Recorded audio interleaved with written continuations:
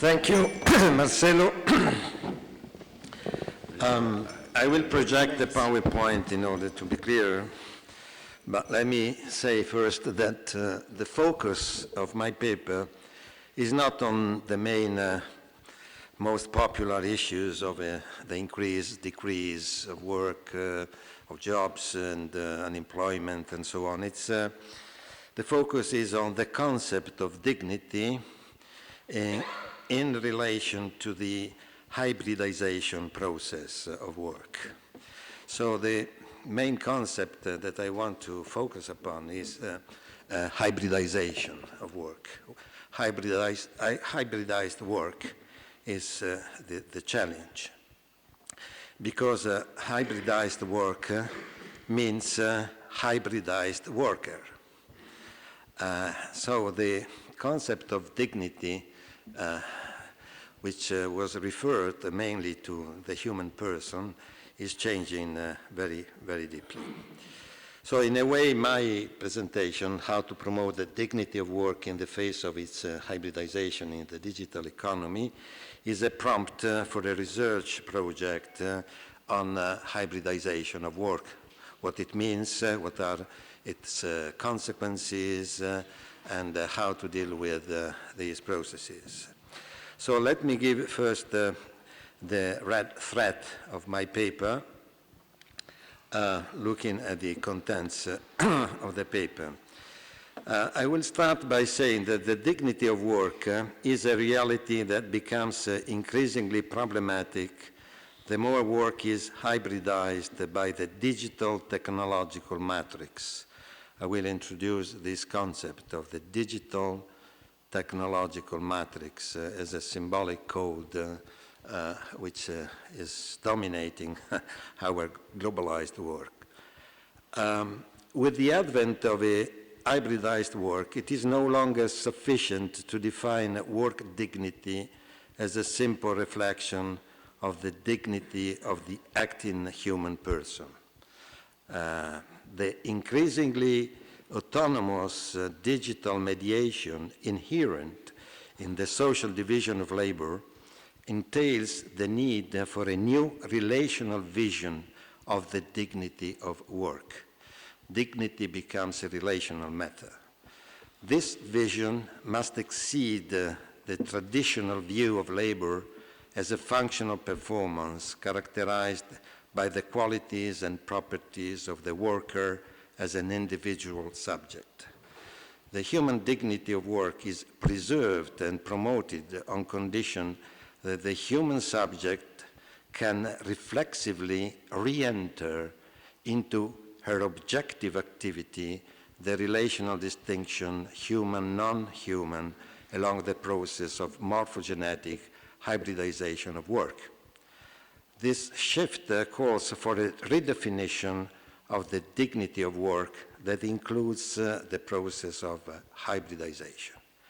Hybridization must be ethically assessed and regulated. Hence, the consequences on labor contracts, we talk about the relational contracts, the need for new relational contracts, and the consequences on the organization of work, the social division of work, that must comply with a relational paradigm of work dignity. Now, these are the main points through which I will go. The topic, the general topic, then how to conceive of the process of hybridization, what it means, the emergence of hybridized institutions and organizations, and then fourth point, the scenarios, the main three scenarios dealing with the processes of hybridization. Fifth, the relations, human relations in respect to, in respect to robotization, and the challenge of the humanted, I call the humanted the human augmented, and finally the prospects, how to preserve and promote the dignity of work in the digital economy. Now, on the concept, starting on the concept of work dignity, At first sight, the concept of work dignity seems clear, because if we look at the Laborem Exercens, John Paul II, when he writes, the sources of the dignity of work, not of the worker, of the work, are to be sought primarily in the subjective dimension, not in the objective one. The primary basis of the value of work is man himself, who is its subject.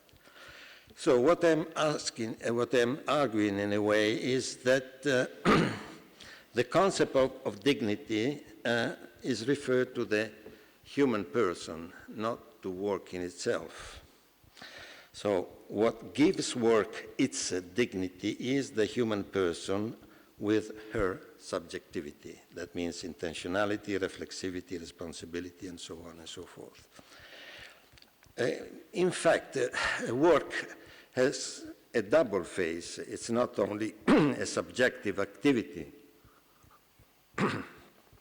It's not only an action, an act, an agency. Within work, we find also a social structure and a culture, cultural models of acting. So the work dignity as a concept has a double phase, the subjective dimension and the objective dimension, which refers to the fact that a job is worthy if it fosters the virtues of the acting human person who performs it and makes her flourish. So what I want to underline is that when we say that work is an act of man, we mean an intertwining of agency, culture, and social structure. So in what we call work, or labor as well, we find not only an action, an act, a subjective contribution, a subjective dimension, but we find agency, culture, and social structure as well.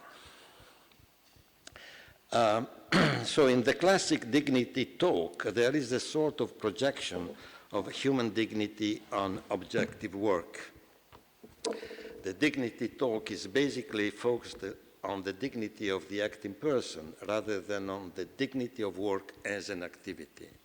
So in a way, the dignity of the human person is projected on the dignity of work as activity without really taking from the work in itself something which can contribute to the dignity of the human person as such. But since there is an interdependence, intertwining interpretation between the subjective and the objective dimensions of work, dignity refers to agency, culture, and social structure.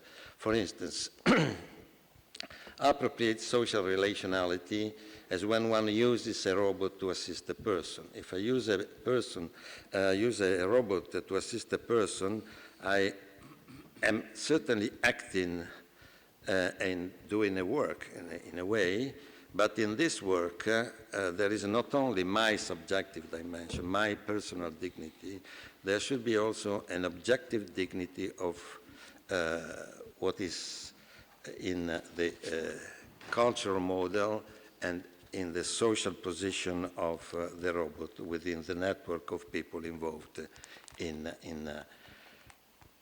this activity. So if we use the what is called the morphogenetic scheme going from time 1 to time 4, this is a cycle in which the objective dimensions of a job in a digitalized labor market that conditions the workers' activities, the objective dimensions are challenged by the subjective dimensions of work, that is, the competencies, the abilities, the skills activated by the workers who can change the structure of the job, the structure of what they are working on, And at the end of this cycle, which is a morphogenetic cycle, the job is changed, and the dignity of the job is also changed in respect to the contribution of the subjective dimensions of people who are interacting in the phase, in the intermediary phase in between T2 and T3, time 2 and time 3. So what is implicit in this scheme is the fact that the objective and subjective dimensions of work interact with each other, and they change in a way the dignity of work while modifying the position of work in the social structure and also the cultural model used in working.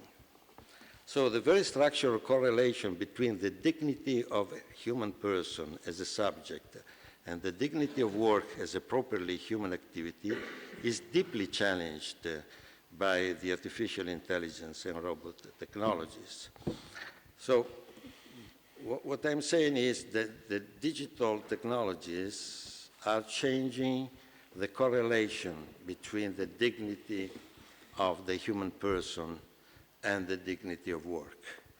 If we distinguish the two concepts, if we don't reduce the dignity of work to the dignity of the human person, that's the issue. And this challenge, the challenge by the technologies, goes in parallel with the double crisis of the concept of the human person on one side and the crisis of the meaning of work as a human objective activity on the other side. So the digital technologies are changing very much indeed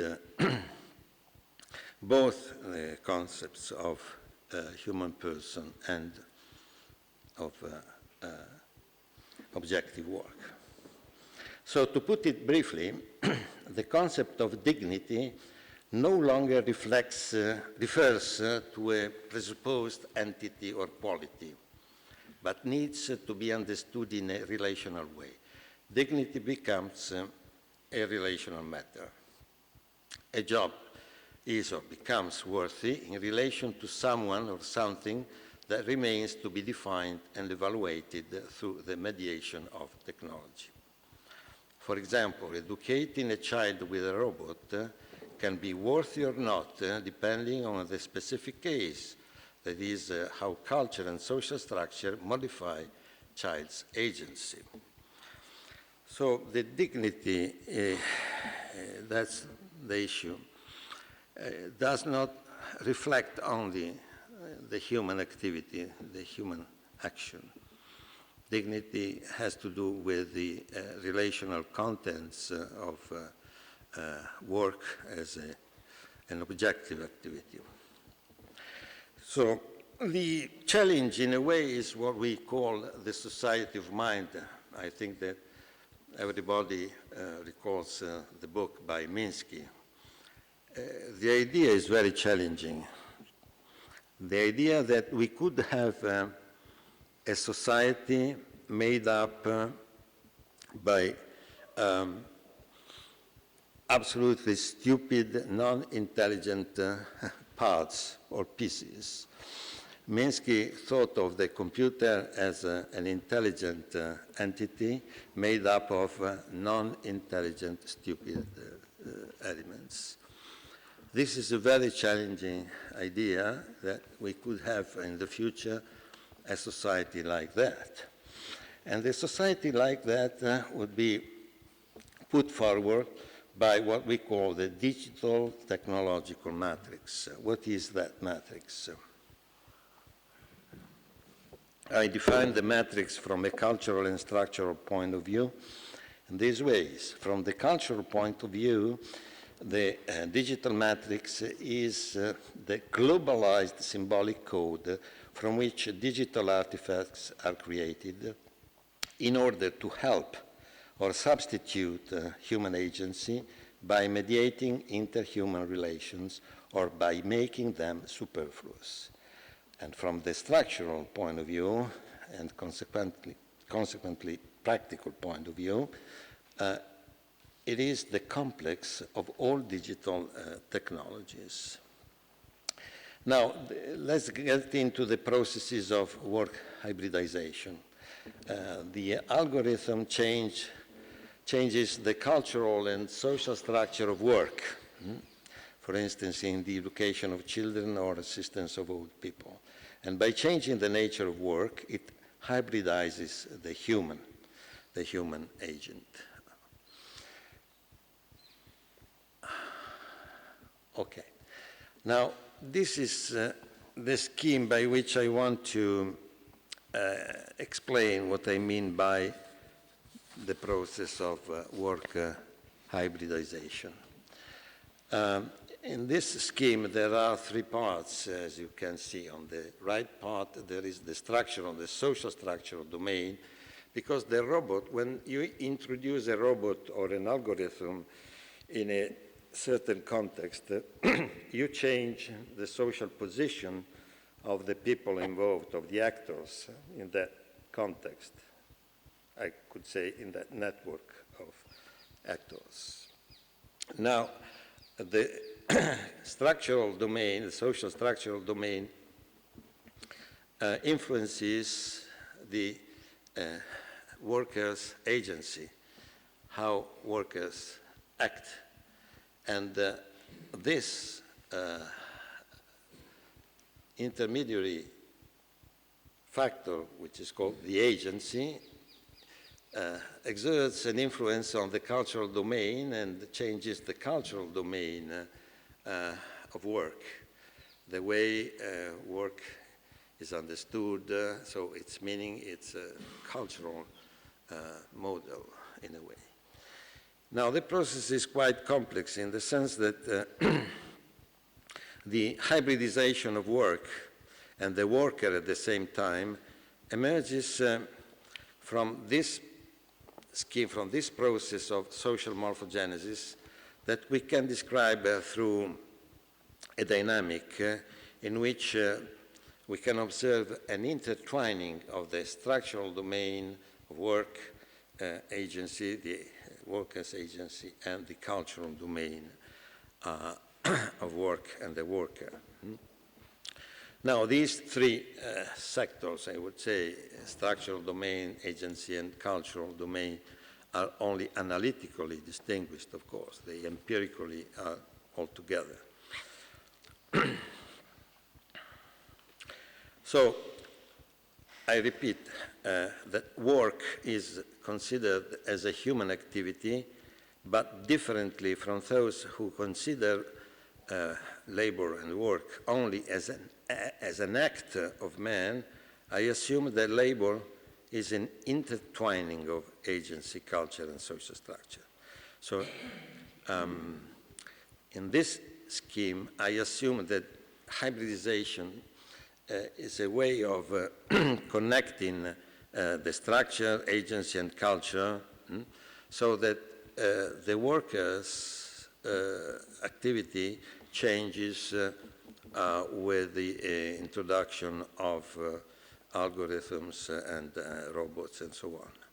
So when a company, a school, or a hospital, or a retirement home for elderly people decides to introduce sophisticated robots, I'm thinking of very intelligent, smart, sensitive robots in its division of labor, a process begins that we can briefly describe in the following way. We start from the right side, the upper right side. A robot is introduced in a structural domain, a structural context. For instance, let's say, in a classroom, the teacher introduces a robot in order to have an actor helping in educating the children in this context. Now, the structural domain in which the robot is inserted changes the position of people, the people involved in that context. So the subjects are conditioned by the social structure in which the robot is inserted. Since the robot occupies a social position in the structural context, the network of relationships in which the worker finds himself modifies the interactions. So following the numbers in a sequence from number 1 to number 7, we have a sequence in which the structural conditioning, the conditioning of the structure in which the robot was inserted, changes the social interactions of people, for instance, in a classroom or in a company or where it is introduced. So structural hybrids are generated. By structural hybrids, I mean, of course, social entities in which the robot or the algorithm takes a dominance because it's not manageable in that moment by the worker. The worker will act on that new entity afterwards. So this is number 2, the phase in which structural hybrids are generated in the relationships between the worker and other entities that are relevant to the worker. Now, point 3, number 3, is when the structural hybrids influence the worker's agency insofar as they change some aspects of the worker's body-mind complex. They can change something in the body-mind complex, usually in the mind, but could be also for the body. And certainly the body-mind complex is changed by introducing the robot into the structural domain, okay? So the worker's agency in the middle of the scheme, after moment number 3, acts and influences the cultural domain, so introduces changes in which work as a cultural fact, as a cultural way of doing with things and people, as a way of producing goods and services and so on in a cultural way, is changed. Cultural conditioning is changed, and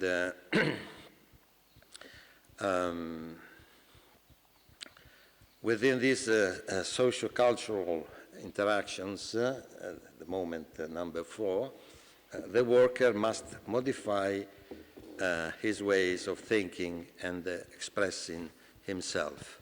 For example, he must learn a digital literacy, a semantic ability to interpret the operations of the robot, and so on. He should change his mind in a way that culture is implied. Now, the subsequent step is number 5, and in that phase, the cultural hybrids are generated because the worker is changing the cultural way in which work is dealt with. So point 5, interacting with the robot, the worker elaborates cultural hybrids. New cultural hybrids are generated that represent the new contents of work. And in the subsequent phase, number 6, these cultural hybrids modify the worker's agency, who must assimilate certain aspects of the robot's way of operating.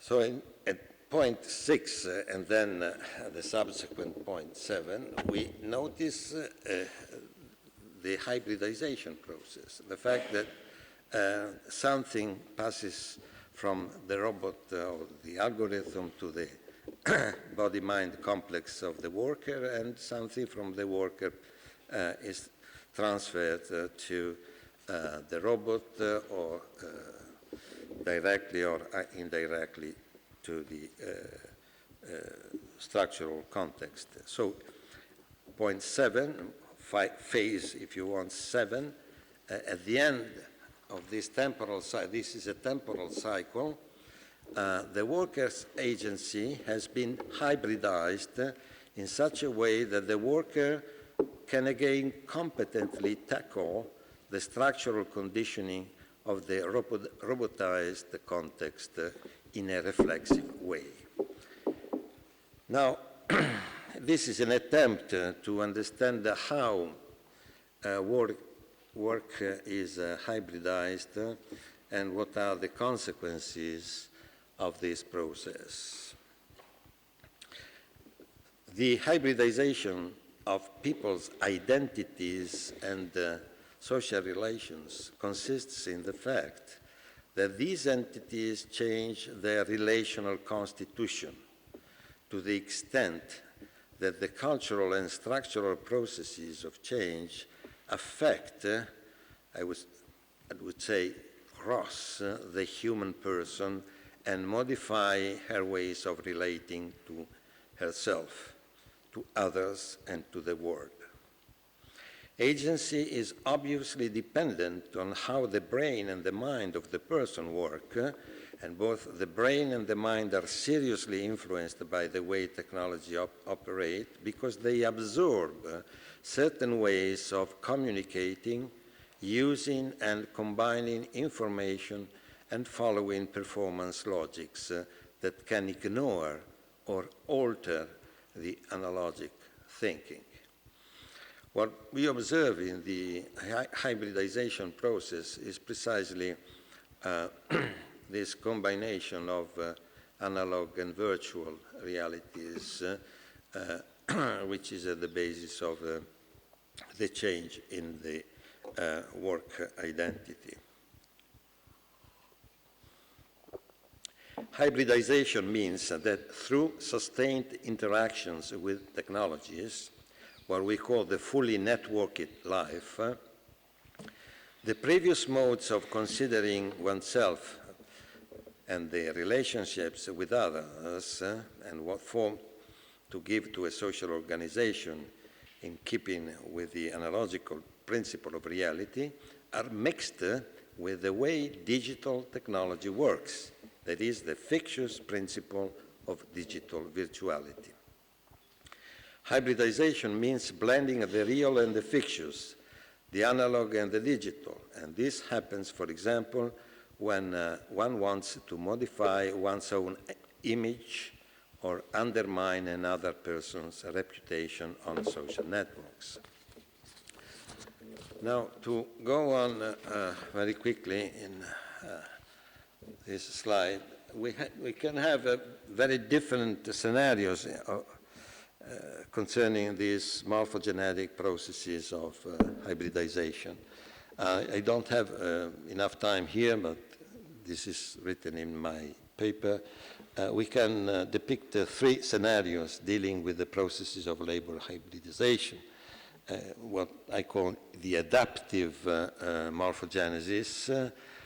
Adaptive morphogenesis it means that we go on producing hybrids by trial and error. We try to find out how, by adaptation only, we can avoid errors and make things better.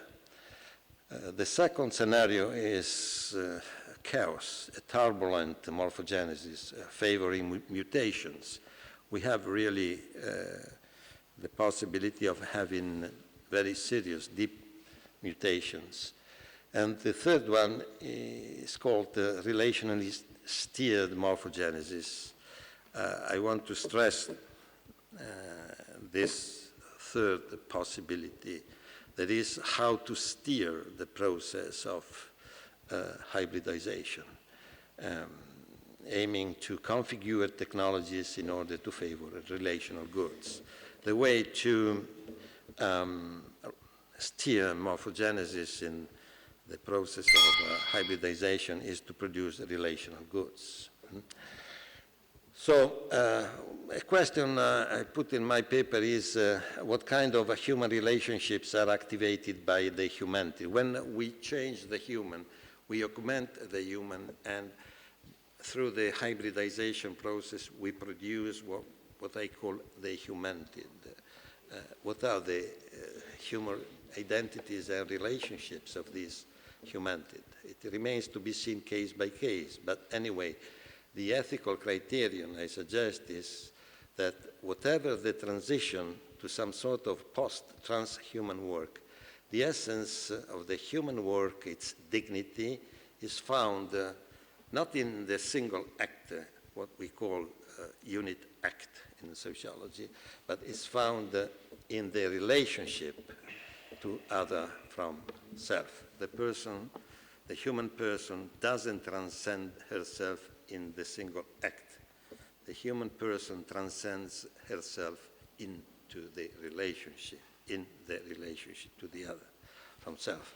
Primarily the interpersonal one, because from the anthropological point of view, what is human originates in the I-you relationship. So it's true that we need what Professor Belitz called soft skills, that we need new forms of education, etc. But what is most important to me is that dignity of work in the digital economy can be preserved and promoted by three ways of acting.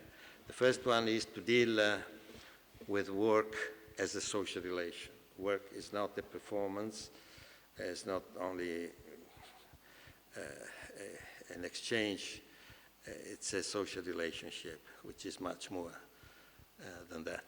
Second, to promote relational meta-reflexivity in the interactions between workers and machine. In the second phase of the morphogenetic process, in between T2 and T3, what is important is the kind of reflexivity put into action by workers. And we have many different ways of being reflexive, not reflect, but reflexive in that process. And third, foster relational work contracts. That is, work contracts concerning the relationship implied in work, the relationship between persons and between social spheres, for instance, the workplace and the family, and so on. So dignity of work implies an interaction between the natural, practical, and social world, but I think I have not enough time. I want to stress the concept of relational work and relational contracts, because besides the classic synalagma, that is the trade-off between performances and compensations, work is about a social relation between spheres of life, in particular the workplace and family life. And so the dignity of work is preserved in this kind of relationships. Conclusion. The classic perspective of the laborem exercens, that is, the sources of the dignity of work are to be sought primarily in the subjective dimension, not in the objective one, is still valid, but to me is not sufficient, is insufficient. Because the dignity of work is preserved and promoted by ensuring the subject the possibility of continually re-entering the relational distinction human, non-human, along the process of morphogenic hybridization of work as an objective activity. Now, I don't know if you are familiar with the operation of re-entering a distinction into what has been distincted before.